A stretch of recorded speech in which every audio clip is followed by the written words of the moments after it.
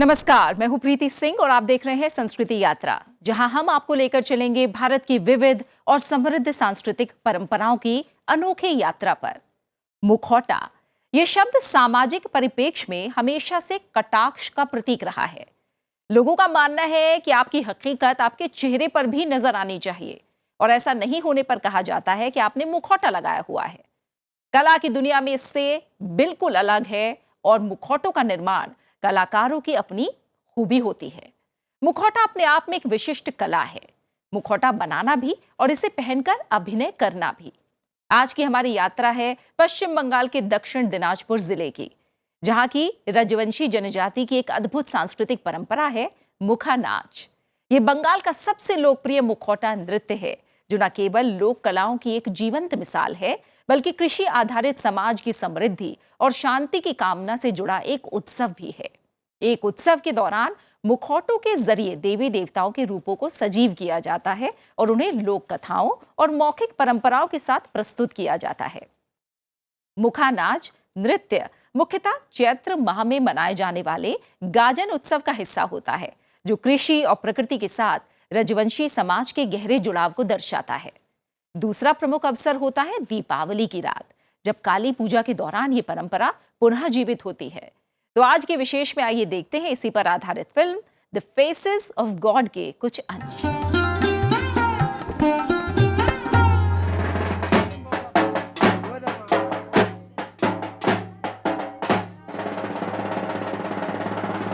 The South Dinajpur district of West Bengal is an area largely populated by tribals.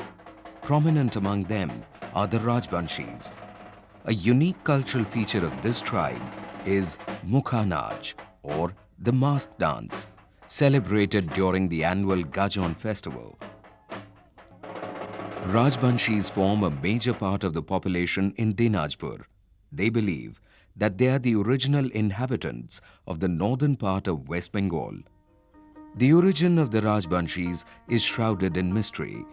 It is said that they belong to the great Bodo family that entered India in the 10th century BC from the east, settled on the banks of the river Brahmaputra, and gradually spread over Assam and the whole of Bengal. The term Rajbanshi literally means descendants of the royal family. According to a legend, King Shastrarjun stole the wish-fulfilling cow Kamdhenu from sage Parshuram's father Jamdagni. Parshuram killed the king and brought Kamdhenu back. Seeking revenge, Shastrarjun's sons killed Jamdagni when he was in meditation. Enraged at their immoral deed, Parshuram vowed to wipe out the entire Kshatriya population. Fleeing from the sage's fury, it is believed that some Kshatriyas sought refuge here. The majority of Rajbanshis are agriculturalists. Naturally, most rituals of this agrarian community bear some relation to agriculture. Halua Haluani, the plough dance, is a celebration of prosperity and joy. It depicts humorous interactions between a farmer and his wife. The same mask makers who make the masks for the Mukha Naach create the masks for this performance too. As an agrarian society, the fortunes of Rajbanshis are linked with the rains. The entire socio-economic life of this area depends on it. So, the uncertainty of the rains reasonably plays on their minds. During Gajon, Shiv, who represents the village deity, is worshipped as Dharam Thakur. He takes care of the mundane matters of the community, maintaining its dharma, the religion of man. He is invoked to bring the rains and prosperity. Kali, a form of his consort Parvati, is worshipped as Mother Earth. Kali, in fact, is considered the supreme goddess in this area. It is believed that life originated with the union of Shiv and Adi Shakti, the supreme goddess. In a way, Gajon is symbolic of this union, the creation of life.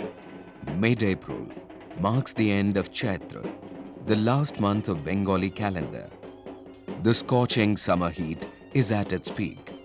Mother Earth lies in great agony, waiting for the rains to bring her some comfort. It is time for Gajon. A good crop needs a good rain. Man pleads with the skies through ritual. A key aspect of the Gajon festival is Mukhanaj, or the mask dance.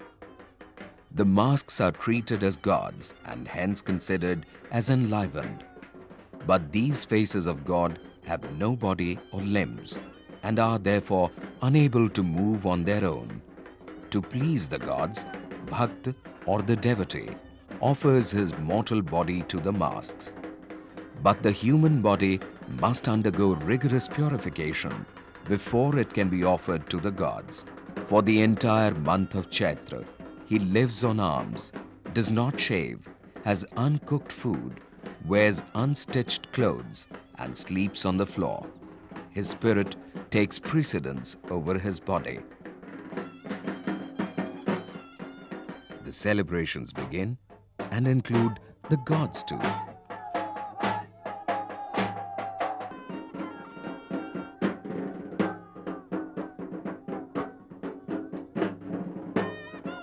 Bhaktas perform wearing masks or makeup. They disguise themselves as Kali to attract Lord Shiv. Dancers perform alone or in groups to the accompaniment of flutes and drums.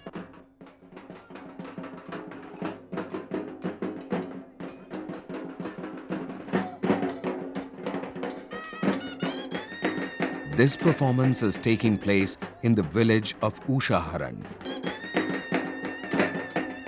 A dialogue unfolds between God and man.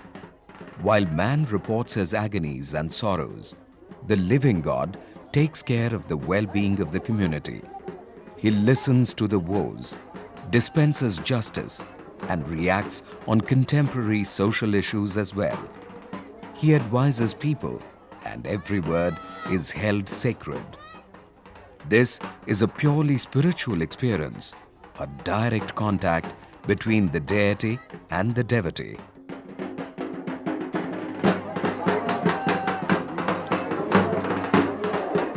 All celebrations of Gajon conclude on Ambubachi, the 9th day of bright half of the moon, which falls in the Bengali month of Ashar, mid-June. The monsoons have set in.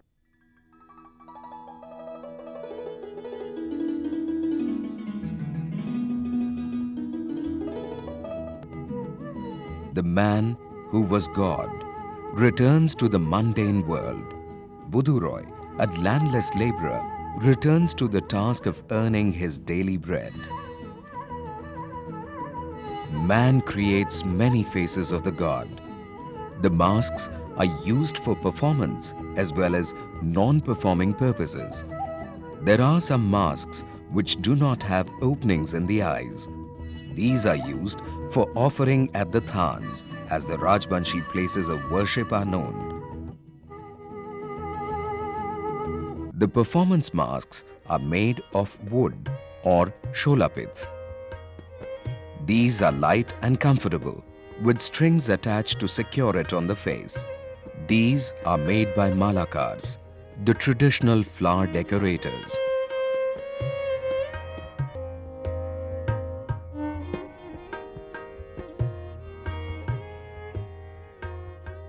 Sholapith chips are shaped over a clay die and pasted using tamarind seed gum. The mask is reinforced with a thin cloth.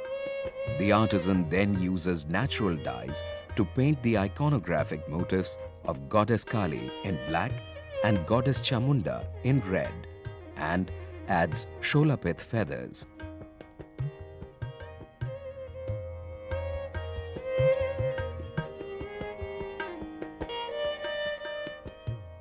The wooden masks are created by the traditional carpenter castes called Sutradhar. He receives a cloth and prasad along with the auspicious amounts like rupees 51, 101 and so on.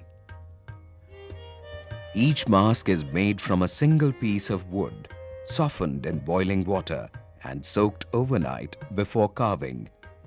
Carving proceeds directly, with no guidelines drawn beforehand. The surface is then smoothened and painted. The icon of each deity has an individual color scheme.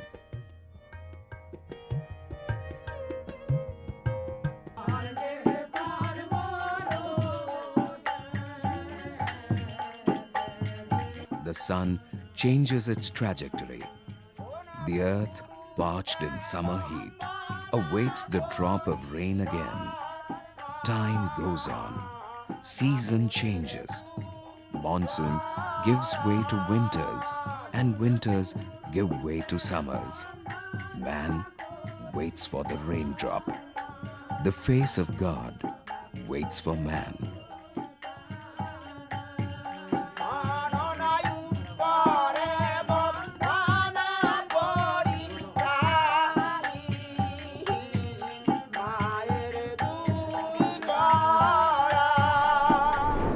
अभी आपने देखा the faces of God, मुखा नाच के मुखौटों की लोक गाथाएं। धार्मिक अनुष्ठान और उसकी समृद्ध मौखिक परंपरा पीढ़ी दर पीढ़ी जीवित रही है। हर मुखौटा अपने आप में एक कहानी कहता है और हर नृत्य में छुपा होता है एक सामाजिक और आध्यात्मिक संदेश।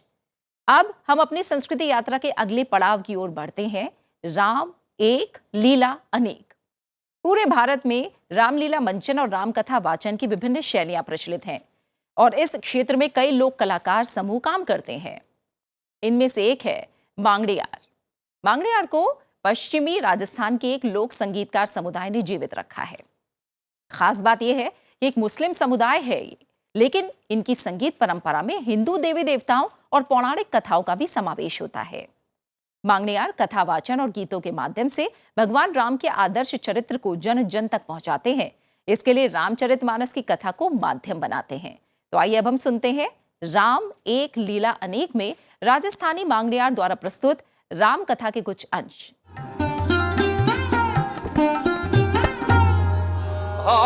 दशरथ तो की ज्ञान किया,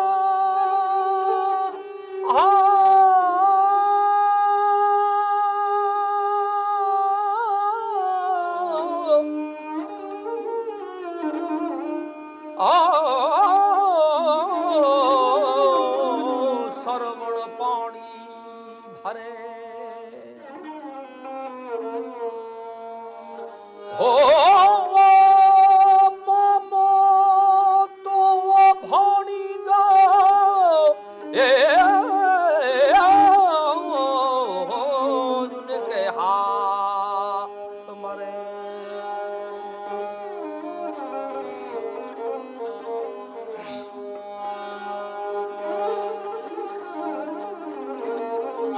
हो सबोजी दिन हो तन एक समान, सबोजी दिन हो तन एक समान।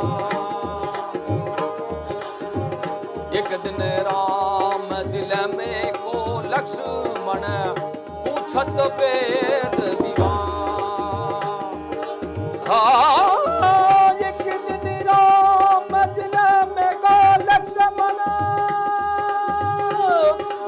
एक दिन राम जिले में को लक्ष्मण पूछत वेद विवान। एक दिन पांचवटी के मानी, एक दिन पंचवटी के मानी।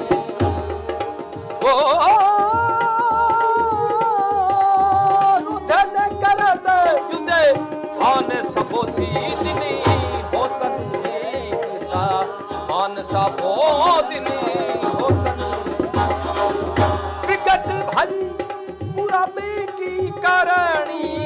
विकट भाई वो पूरा बेकी रे करणी, तन मन सोच अज्ञान सबोधी दिनी होतन एक समान, सबोधी दिनी होतन एक समान।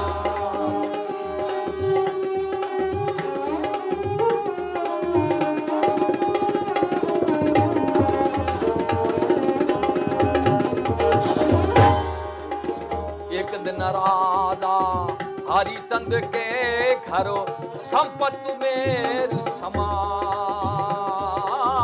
एक दिन राजा हरिचंद के घरो संपत्ति मेरी समान।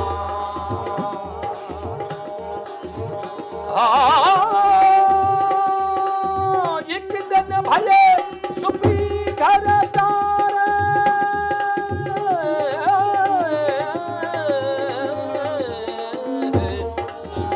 एक दिन भये सुपी घर प्यारे अमर हरत मसान सबो दीदनी होतन एक समान। सबो दिन होतन एक समान।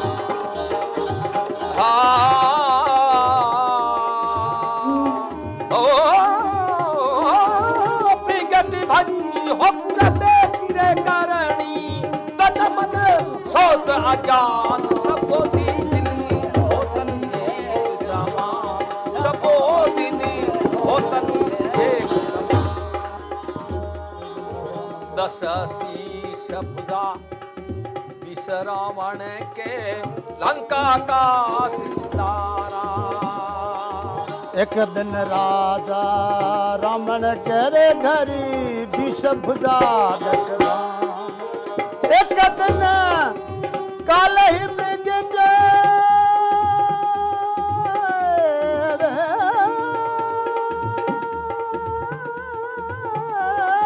एक दिन काल सोई मृग पग लंबा करे तौन सबोरी दिन होतन एक समान। सबोरी दिन होतन एक समान। प्रगट गई रे पूरा बेगिरे करणी रे प्रगट गई रे पूरा बेगिरे करणी तन मन होत जान। सबोरी दिन होतन एक समान।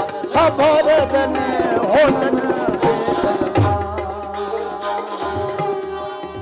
जिन दिन मात उधर मई आयो लिखी लाभ और मात उधर मोहि आयो रे लुखी लाभ उरहान। सूरदास कहत है जतन सूरज के प्रभु धन सब झूठा सूरज ज्ञान प्रमाण। ओ विद्या का प्रमाण सबो दिन होतन एक समान। सबो दिन होतन एक समान। प्रगट भई पूरा बेतिरे करणी। प्रगट भई पूरा बेतिरे करणी तन मन सोच अज्ञान सबो दिन होतन एक समान। सबो दिन होतन अभी आपने राजस्थानी लोक कलाकारों द्वारा राम भजन और लोक रामायण को सुना। अब आगे बढ़ेंगे अपने अगले पड़ाव माटी सुगंध की ओर। भारत की ग्रामीण धरोहर के संरक्षण के लिए संस्कृति मंत्रालय एक विस्तृत परियोजना चला रहा है जिसका नाम है मेरा गांव मेरी धरोहर। इसी प्रयास की एक झलक देखने के लिए आज हम लेकर आपको चल रहे हैं बिहार राज्य के गोपालगंज जिले में स्थित फतेहपुर गांव की ओर। फतेहपुर गांव मीरगंज के पास बसा हुआ एक समृद्ध गांव है। फतेहपुर का नाम यहाँ के बाबा फतेह दीवान दादा के नाम पर रखा गया। फतेहपुर गांव में बाबा फतेह दीवान दादा की मशहूर दरगाह मौजूद है और मान्यता यह है कि इस दरगाह पर आने वाले हर व्यक्ति की इच्छा पूरी होती है। इस वजह से श्रद्धालु दूर दूर से इस दरगाह पर चले आते हैं। गांव में बना दुर्गा मंदिर अपनी स्थापत्य कला के लिए मशहूर है। तो आइए चलते हैं फतेहपुर गांव की ओर।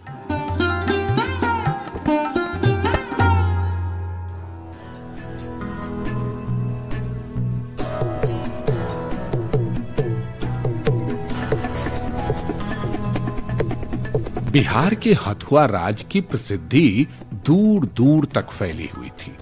हथुआ राज अपने आलीशान महलों और रुतबे के लिए जाना जाता था। इसी हथुआ राज का एक महत्वपूर्ण गांव है फतेहपुर। इस गांव में बच्चों की शिक्षा के लिए 3 प्राथमिक विद्यालय और 2 मध्य विद्यालय भी मौजूद हैं। 5 सरकारी स्कूल के अलावा इस गांव में 2 प्राइवेट स्कूल भी मौजूद हैं। फतेहपुर मीरगंज के पास बसा हुआ एक समृद्ध गांव है। फतेहपुर का नाम यहाँ के बाबा फतेह दीवान दादा के नाम पर रखा गया है। फतेहपुर गांव में बाबा फतेह दीवान दादा की मशहूर दरगाह मौजूद है। यहां मान्यता है कि इस दरगाह पर सभी की इच्छाएं पूरी होती है। इस वजह से श्रद्धालु दूर दूर से इस दरगाह पर आते हैं। हथुआ राज्य की भव्यता को दिखाता है गांव में बना दुर्गा मंदिर। अपनी स्थापत्य कला के लिए मशहूर इस दुर्गा मंदिर में बहुमंजिला कला देखने को मिलती है। बिहार के गोपालगंज में बसा ये गांव हथुआ राज्य की भव्यता आज भी अपने में समाहित किए हुए है और इसके साथ ही ये अपने स्थापत्य कला की वजह से एक खास जगह रखता है। तो ये थी आज की हमारी संस्कृति यात्रा। आशा है आपको पसंद आई होगी। इस कार्यक्रम को लेकर आपके सुझाव हमारे लिए बेहद महत्वपूर्ण है। अपने सुझाव हमें जरूर भेजें। हमारा ईमेल आईडी है sanskriti.ignca@gmail.com। आपसे फिर होगी मुलाकात सनसेट टीवी पर अगले हफ्ते आज ही के दिन इसी समय संस्कृति यात्रा के अगले एपिसोड में। तब तक के लिए नमस्कार और चलते चलते देखिए हाल ही में हुए सांस्कृतिक आयोजनों की झलकियां। जहां आस्था होती है वहां कला भी खिल उठती है। जब भक्ति सुर का संगम होता है नृत्य की लयताल से, तो निर्मित होता है एक दिव्य वातावरण। भवलीला। गुजरात के पावन तीर्थ सोमनाथ में भी कुछ ऐसा ही अनुपम दृश्य उपस्थित हुआ।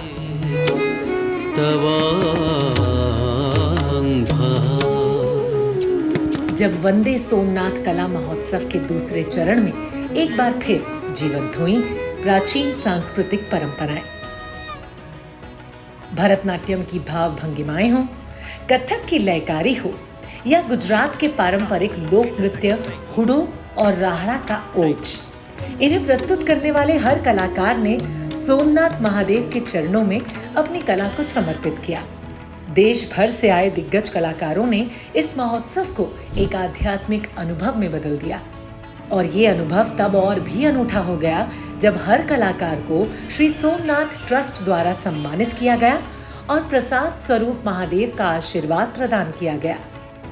गौरतलब है कि श्रावण मास के प्रत्येक सोमवार को यह अनुष्ठान जारी रहेगा और देश भर के श्रेष्ठ कलाकार कला के माध्यम से महादेव को अपनी श्रद्धा अर्पित करेंगे। वंदे सोमनाथ केवल एक सांस्कृतिक महोत्सव नहीं, बल्कि भारत की सनातन परंपरा, कला और आस्था का एक जीवंत प्रमाण है। नई दिल्ली स्थित इंदिरा गांधी राष्ट्रीय कला केंद्र के मुख्यालय में एक अद्वितीय प्रदर्शनी आयोजित हुई, जो प्रदर्शनी भगवान जगन्नाथ के पवित्र अनुष्ठान नव कलेबर पर आधारित थी। भगवान जगन्नाथ का नव कलेबर हर 12 या 19 वर्ष पर होता है, जब हिंदू कैलेंडर में 2 आषाढ़ मास आते हैं। इसे अधिक मास या पुरुषोत्तम मास भी कहा जाता है। इस विशेष प्रदर्शनी का उद्घाटन IGNCA के सदस्य सचिव डॉक्टर सच्चिदानंद जोशी ने किया। नव कलेबर की ये जो परंपरा है, ये बहुत प्रसिद्ध और प्राचीन परंपरा है जो भगवान श्री जगन्नाथ जी से जुड़ी है। पुरी के श्री जगन्नाथ मंदिर में हर 19 वर्ष में नव कलेबर ये उत्सव, ये पर्व होता है और इस पूरी की पूरी लकड़ी चुनने की, इस पूरी की पूरी वृक्ष को चुनने की प्रक्रिया क्या है, इसका विवरण नव कलेबर की पूरी संहिता में मिलता है। सन 1996 में नव कलेबर हुआ था, उसके बाद सन 2015 में नव कलेबर हुआ। उसी पर आधारित नव कलेबर की ये प्रदर्शनी इंदिरा गांधी राष्ट्रीय कला केंद्र में लगाई गई है। जो लोग भगवान श्री जगन्नाथ के बारे में तो जानते हैं, लेकिन नव कलेवर की परंपरा के बारे में नहीं जानते, उनके लिए ये पूरी की पूरी प्रदर्शनी बहुत अधिक ज्ञानवर्धक भी है और बहुत सारी नई जानकारियाँ उनको इस प्रदर्शनी के माध्यम से मिलेंगी। वहीं प्रख्यात चिंतक और शिक्षाविद सुरेश सोनी ने प्रदर्शनी का अवलोकन किया। इस अवसर पर IGNCA की निदेशक प्रशासन डॉक्टर प्रियंका मिश्रा भी मौजूद रहीं। प्रदर्शनी में भगवान जगन्नाथ से जुड़ी परंपराओं, अनुष्ठानों और ओडिशा की समृद्ध सांस्कृतिक विरासत को बेहद आकर्षक ढंग से प्रस्तुत किया गया। प्रदर्शनी का आयोजन IGNCA के बृहत्तर भारत और क्षेत्रीय अध्ययन प्रभाग द्वारा किया गया। इस प्रदर्शनी का उद्देश्य हमारी प्राचीन धार्मिक परंपराओं को नई पीढ़ी तक पहुंचाना है। पटना में आयोजित एक विशेष कार्यक्रम के दौरान आईजीएनसीए और बिहार सरकार के पुरातत्व निदेशालय के बीच एमओयू साइन हुआ। इस समझौते का उद्देश्य है बिहार की ऐतिहासिक धरोहरों पर गहन शोध कार्य और उनका संरक्षण और दस्तावेजीकरण। कार्यक्रम में बिहार सरकार के कला, संस्कृति और युवा विभाग के मंत्री श्री मोतीलाल प्रसाद मुख्य अतिथि के रूप में उपस्थित रहे। उनके साथ कई प्रमुख अधिकारी और विशेषज्ञ भी शामिल हुए।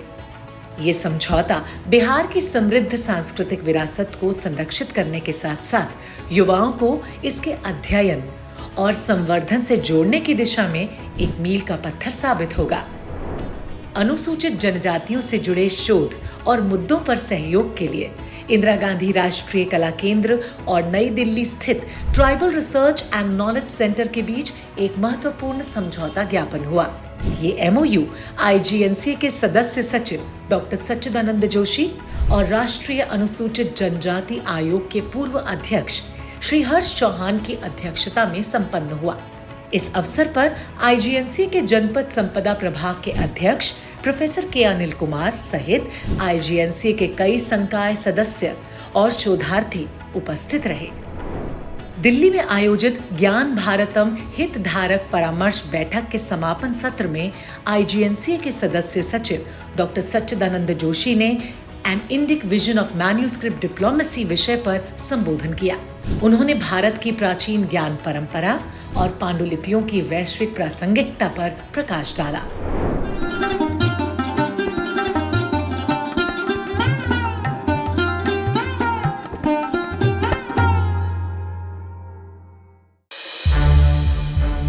संसद टीवी के और भी प्रोग्राम्स देखने के लिए सब्सक्राइब करें हमारा YouTube चैनल और हाँ, इन्हें लाइक और शेयर करना ना भूलें।